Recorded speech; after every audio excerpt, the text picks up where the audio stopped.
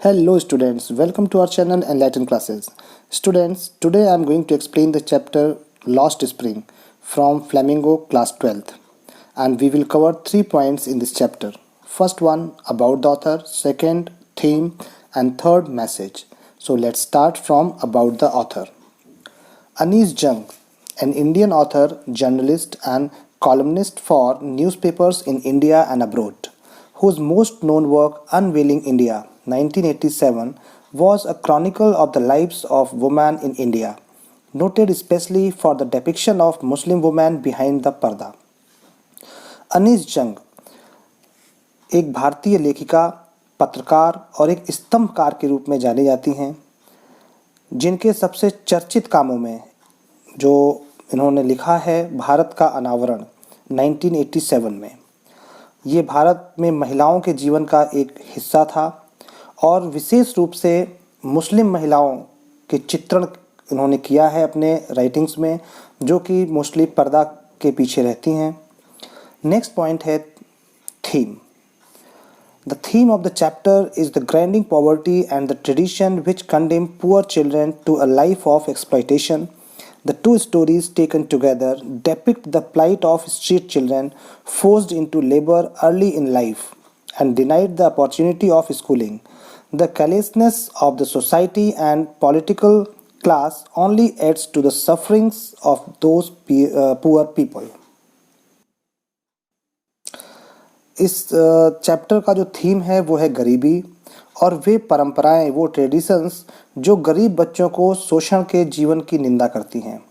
साथ में इस चैप्टर में 2 ऐसी कहानियां ली गई हैं जिसमें दिखाया गया है कि बच्चों की किस तरीके से उनका शोषण किया जाता है, उनको मजबूर कर दिया जाता है काम करने पर, और उन बच्चों को स्कूली शिक्षा से भी वंचित रखा जाता है.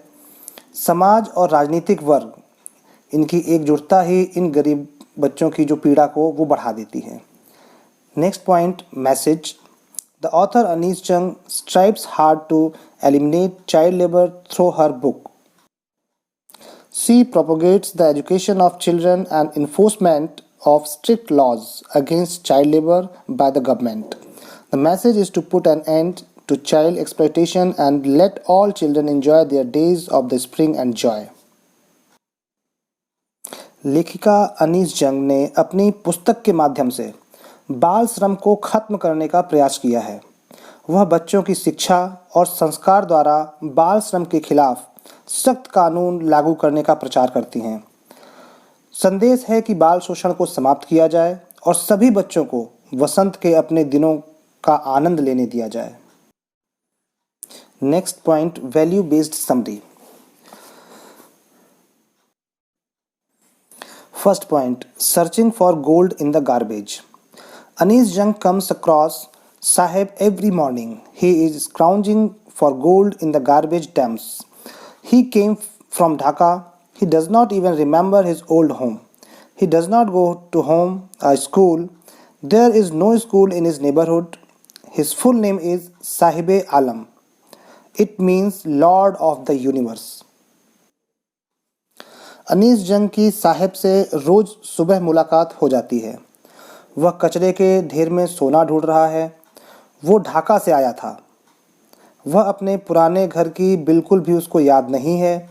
उसका पूरा नाम है साहिबे आलम, जिसका अर्थ होता है ब्रह्मांड का स्वामी. But he does not know what it means. He roams in the streets with his friends. They are an army of barefoot boys. They work in the morning and disappear at noon. They live in a perpetual state of poverty and can't afford even shoes. Other young boys wear shoes, but most of the ragpickers like Sahib remain shoeless. लेकिन वह नहीं जानता कि उसके नाम का क्या अर्थ है.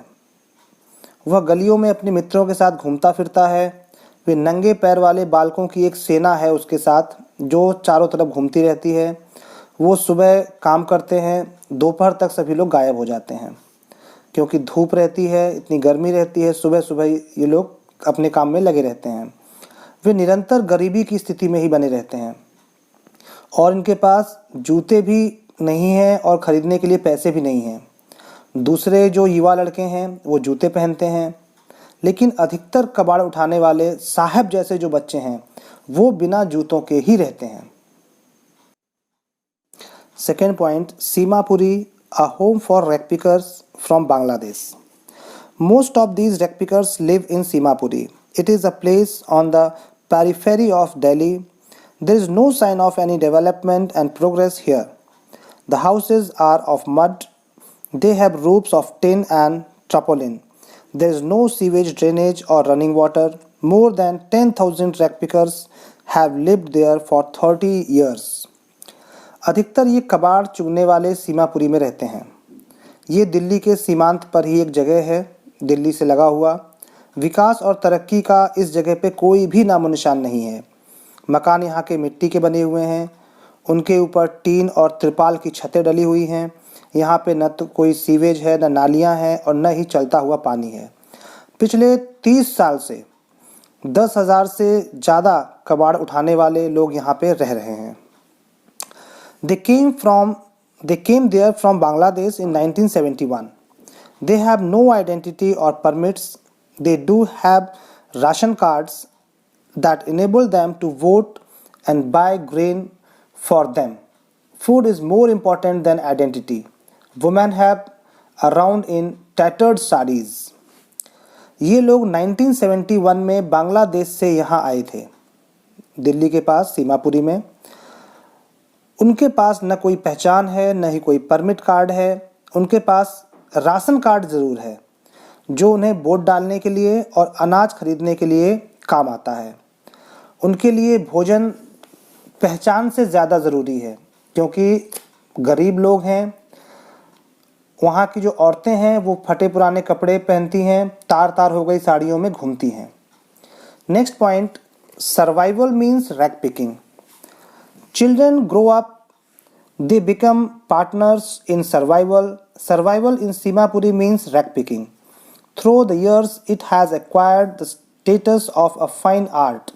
Garbage to them is gold. बच्चे वहाँ के बड़े होते हैं, वे जिंदा रहने के लिए संघर्ष करते रहते हैं और अपने जो उनके सीनियर्स हैं, उनके पेरेंट्स हैं, उनके काम में वो हिस्सेदार बन जाते हैं। सीमापुरी में जिंदा रहने का मतलब है कूड़ा कचरा उठाना, उसको चुनना। सालों से इसने 1 महीना कला का रूप धारण कर लिया है और बहुत इस कला में सभी लोग बहुत अच्छे से परफेक्ट हो गए हैं। उनके जो पेरेंट्स हैं वो तो परफेक्ट ऑलरेडी हैं और धीरे धीरे करके वो अपने बच्चों को भी कचरा उठाने के काम में बिल्कुल परफेक्ट बना देते हैं। Sometimes a child can find a silver coin in a heap of garbage. There is always hope of finding more. Garbage is wrapped in wonder for children. For elders, it is a means of survival. कई बार कूड़े के ढेर में किसी बच्चे को चांदी का सिक्का मिल जाता है और अधिक पाने की सदैव आशा लगी रहती है। वो लोग ढूंढते रहते हैं शायद कुछ और अच्छा मिल जाए। बच्चों के लिए कचरा आश्चर्य में लिपटा हुआ है, क्योंकि छोटे बच्चे हैं, उन्हें नहीं पता क्या चीज़ इसमें आ सकती है, क्या चीज़ उनको मिल सकता है। और जो बड़े लोग हैं उनके लिए ये सिर्फ जीने का एक जरिया है, एक माध्यम है। Next point, Saheb gets a small job. One morning the narrator sees Saheb standing by the fence gate of a club. 2 young men dressed in white are playing tennis. Sahib is also wearing tennis shoes. They are discarded shoes of some rich boy. He refused to wear them because of a hole in one of them. For Sahib, even shoes with a hole is a dream come true. एक सुबह कथाकार जो है वो साहिब को एक club के बारदार द्वार के पास खड़ा देखती हैं, जिसमें फेंस लगी होती है। उसके बाहर पास खड़ा हुआ देखती हैं और 2 जो यंग लोग हैं वाइट पोशाक में हैं, वो टेनिस खेल रहे होते हैं। साहिब भी टेनिस के जूते पहने हुए हैं। वे किसी अमीर लड़के के छोड़े हुए जूते थे जो साहिब ने पहना हुआ था। उसने एक में सुराख होने के कारण उन्हें पहनने से मना कर दिया था, क्योंकि दोनों शूज़ में से एक शूज़ में एक छेद हो गया था, जिसकी वजह से उसने नहीं पहना, उसे फेंक दिया। और फिर वही शूज़ किसने पहना हुआ था? साहिब ने। साहिब के लिए तो एक सुराख वाले जूतों का मिलना भी एक उसका सपना पूरा होने जैसी बात थी, कि उसका कोई ड्रीम पूरा हो गया हो। Now Saheb works in a tea stall. He gets 800 rupees and all his meals.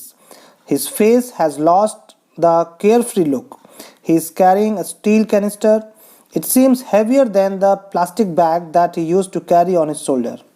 The bag was his, the canister belongs to the shop owner. Sahib is no longer his own master. अब साहेब जो है वो चाय के एक छोटी सी दुकान में काम करने लगा है। उसे 800 रुपये और समय समय पर खाना मिलता है। उसके चेहरे से चिंता मुक्त दृष्टि गायब है। वह स्टील का एक कनस्टर पकड़े हुए है हाथ में और यह प्लास्टिक बैग से भारी प्रतीत होता है, क्योंकि पहले साहब जो था वो कचरा उठाता था, एक प्लास्टिक का बैग अपने कंधे पर रख के ले जाता था और बहुत इंजॉय करता था उस चीज़ को, बिल्कुल फ्री रहता था, केयर फ्री रहता था। लेकिन जब से वो जॉब करने लगा, एक चाय की दुकान पे काम करने लगा, तब से वो बहुत ही शांत रहने लगा। क्यों? क्योंकि उस पर एक भार आ गया, एक वजन आ गया, जिसे वह अपने कंधे पर हमेशा उठाए रहता था। थैला तो उसी का होता था, कनस्तर दुकान के मालिक का है। साहेब अब अपना स्वयं का मालिक नहीं था। ओके स्टूडेंट्स, तो फर्स्ट स्टोरी आप लोगों ने जो अभी समझी वो थी साहेब के बारे में, जो एक रैक पिकर था, कचरा उठाता था। सेकेंड स्टोरी स्टार्ट हो रही है इसी में, सेकेंड पार्ट है इसका, जिसमें बात हो रही है एक बच्चे की जिसका नाम है Mukesh. Mukesh insists on being his own master. Mukesh wants to be a motor mechanic. He will learn how to drive a car, but his dream looms like a mirage. He lives in a dusty street of Firozabad. The town is famous for its bangles. Mukesh एक motor mechanic बनना चाहता है और वो ये भी जानता है कि वो कार चलाना सीख लेगा, लेकिन उसका जो ये ड्रीम है, जो सपना है, वो एक मरीचिका के समान है, मिराज के समान। अभी मिराज क्या होता है स्टूडेंट्स? यानी कि कोई ऐसी चीज़ जो आपको दूर से देखने पे लगे कि वहाँ है, बट आप वहाँ जाएं तो वो वहाँ पर ना हो। तो उसका सपना, उसका ड्रीम वो भी कुछ इसी तरीके का है। वह फिरोजाबाद की एक धूल भरी गली में रहता है और वो कस्बा जो है जहाँ पे वो रहता है, वो अपने चूड़ियों के लिए वहाँ बहुत ज़्यादा लोग आते जाते हैं और उसके लिए वो प्रसिद्ध है। Every other family is engaged in making bangles. It is the center of India's glass blowing industry. Families have spent generations making bangles for women. Mukesh's family is among them. वहाँ का हर दूसरा परिवार चूड़ी बनाने के काम में जुटा हुआ है। यह भारत के कांच पिघलाने के उद्योग का एक केंद्र है। वहाँ के परिवारों ने स्त्रियों के लिए पीढ़ी दर पीढ़ी चूड़ियाँ बनाई हैं और मुकेश का परिवार भी उन्हीं परिवारों में से एक है। Next point, 20,000 children work in the glass furnaces. About 20,000 children work illegally in the glass furnaces with high temperatures. They live in stinking lanes. They are choked with garbage. Their homes are hovels with crumbling walls. They have no windows. अब क्या होता है, लगभग 20,000 बच्चे गैर कानूनी ढंग से हाई टेम्परेचर वाली जो भट्टियां हैं वहाँ पे उसके पास काम करते हैं, उसमें काम करते हैं और वे बदबूदार गलियों में रहते हैं। और वो ऐसी गलियां हैं जिसमें कचरा भरा हुआ पड़ा है।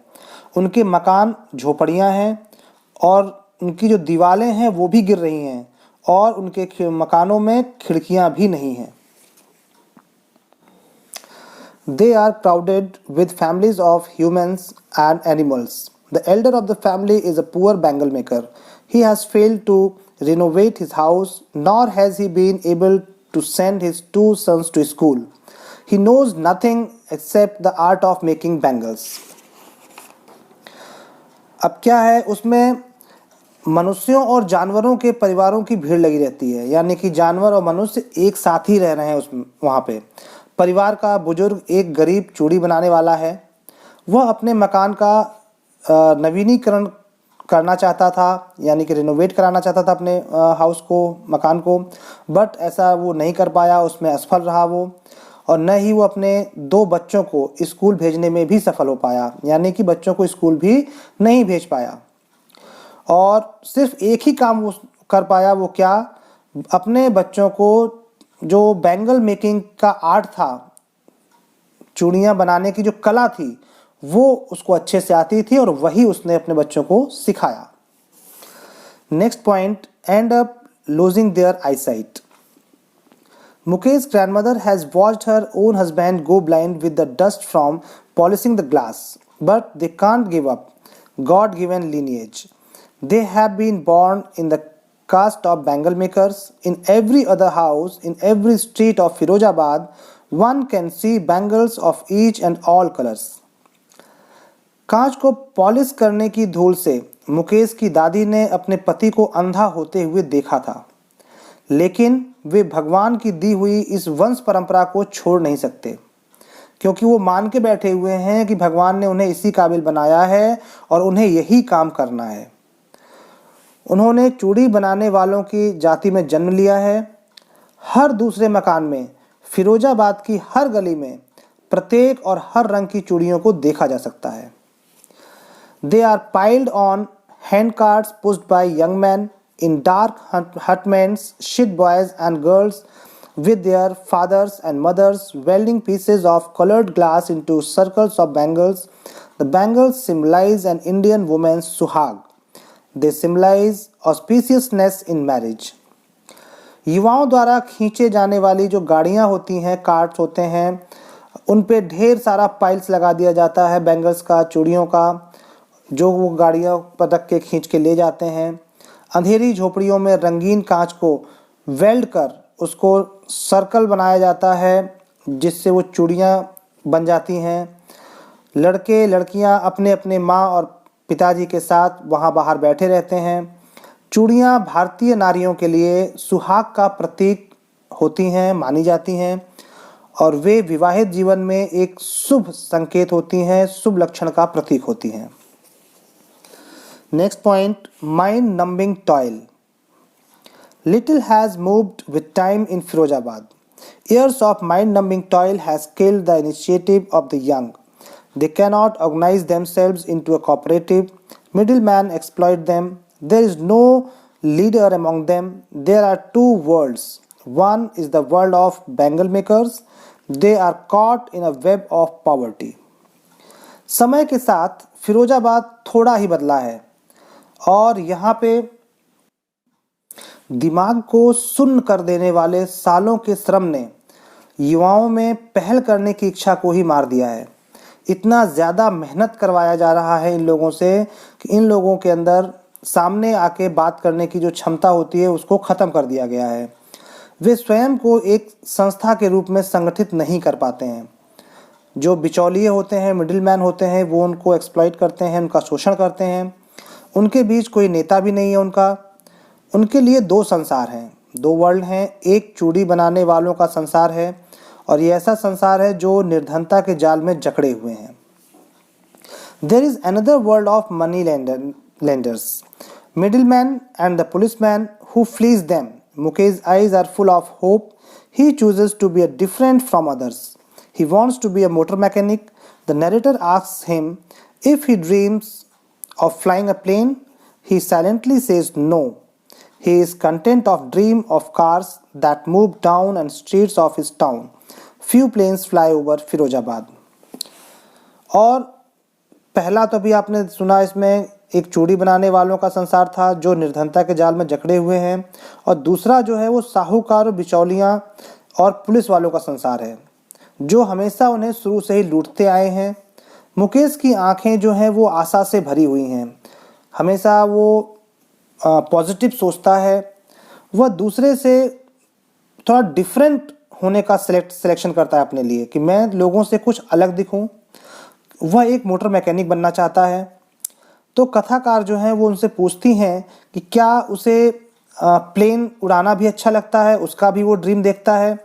तो वो चुपचाप कहता है नहीं, वो सिर्फ कार चलाने का सपना देखता है, उसी से वो संतुष्ट है, क्योंकि उसके कस्बे में सिर्फ वही गाड़ियां जो हैं, कार, यही उसने अपने सड़कों पे चलते हुए देखी थी, और जो प्लेन्स थे वो फिरोजाबाद के ऊपर कभी कभार उड़ते हुए दिखाई देते थे। ओके स्टूडेंट्स, तो लॉस्ट स्प्रिंग के दोनों पार्ट्स हम लोग कंप्लीट कर चुके हैं। Thank you.